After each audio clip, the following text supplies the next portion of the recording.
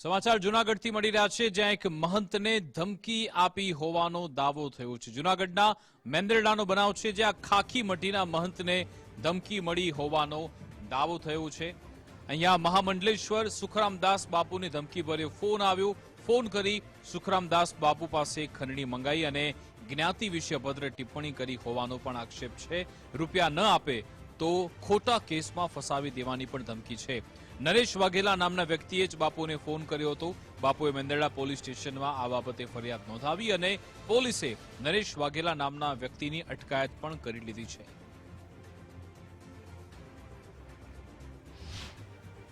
થોડા દિવસ પહેલા 16/1/2026 ના રોજ મને ધમકી ભર્યો એક ફોન આવેલા અને ફોન કરીને મને કહ્યું કે હું આ જ્ઞાતિના પ્રમુખ બોલું છું, તમે આવીને મને બેવટ કરો, ખંડની પૈસા આપો તો હું તમારા ઉપર હિસ્ટ્રોસિટીના કેસ નહીં કરીશ, બાકી હું તમારા ઉપર કેસ કરીશ।